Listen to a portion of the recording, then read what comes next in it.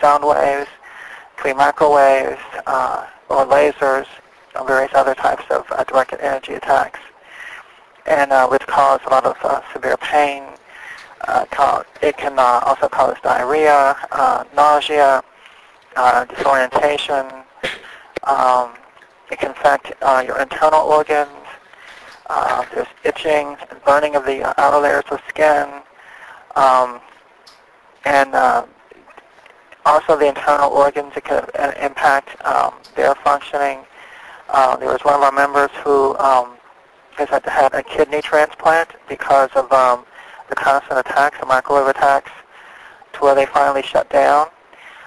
Some of our members have also had heart attacks, massive heart attacks, which were attributed to natural causes.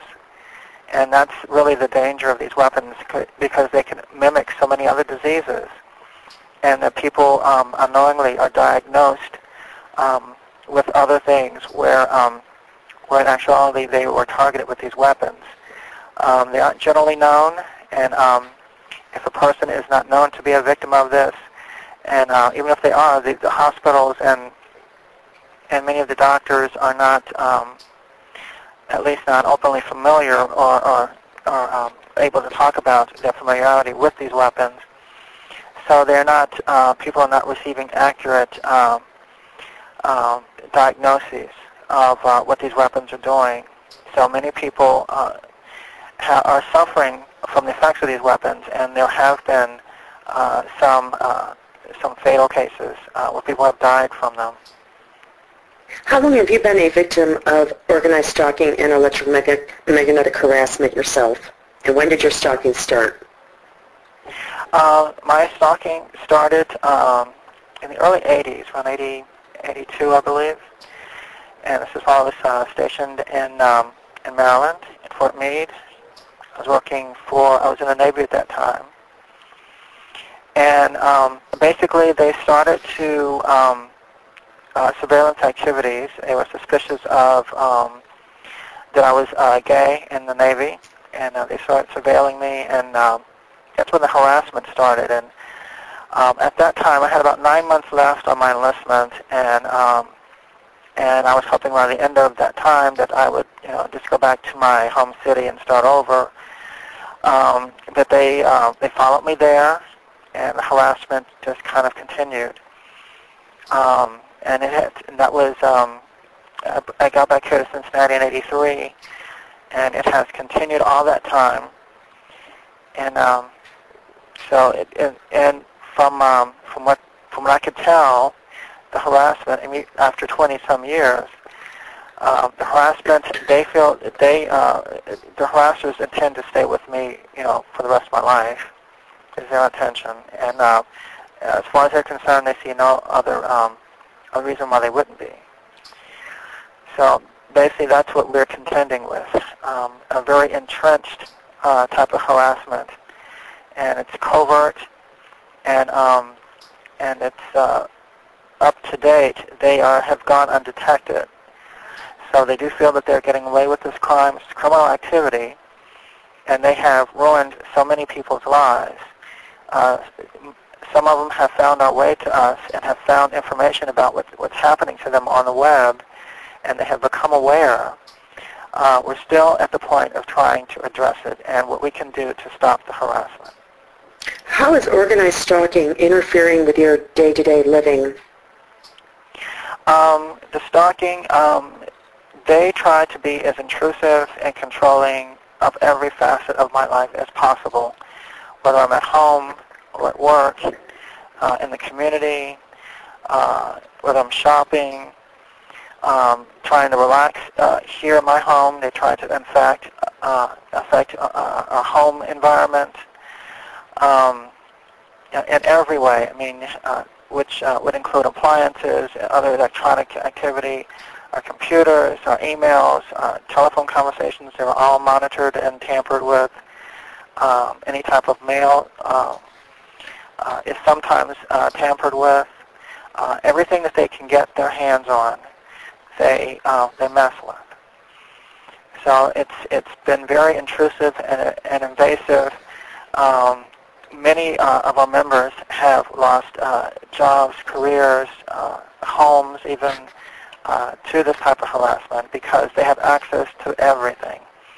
The people at work, your supervisors, they have access to the people that run the mail. They have access to computer servers, just everything that you can imagine that affects your life, they have access to.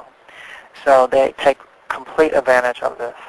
And that's why they're extremely dangerous, and that's why so many people are searching for answers, and many people have become homeless and jobless because of these activities. And this is why we're starting now to band together and to seek solutions and answers for this type of harassment.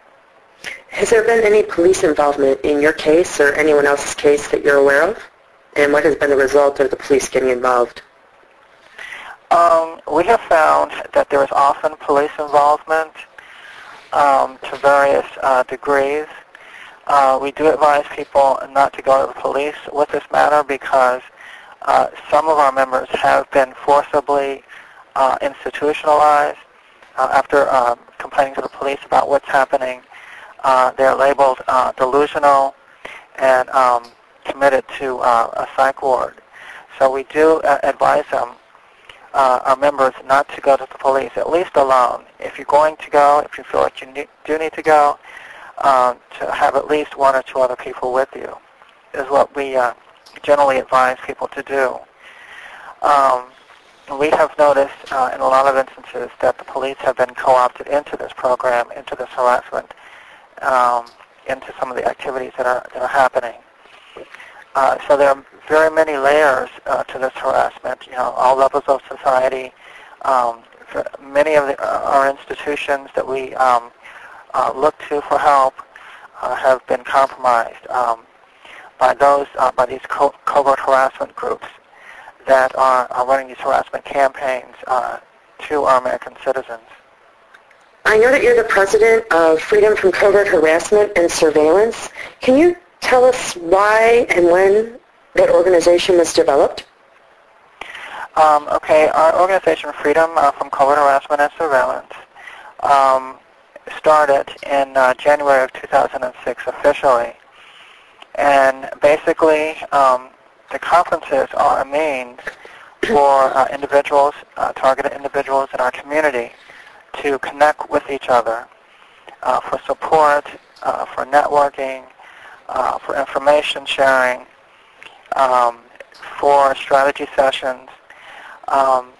It's a means for us to connect in this way, to support each other and try to find solutions for what's happening to us. And we have been doing this since February of 2005, the first conference call, for about a year, and we decided that we needed something to call ourselves. As we go to government officials, as we go to the press and to the media about our situation, we need to have some cohesive unit that they can refer to, that this is happening to. So we came up with this name, Freedom from Covert Harassment and Surveillance, and officially in January of 2006. And from that point on, we've been organizing. We are finally a nonprofit registered in the state of Ohio, where I am, and we're applying now for our nonprofit status. I understand you had a conference call yesterday with Representative Jim Guest of Missouri. Can you tell us the results of that call and what legislation is planning to do about this matter? Basically, the call was a very important call in that it brought together many members of our community for this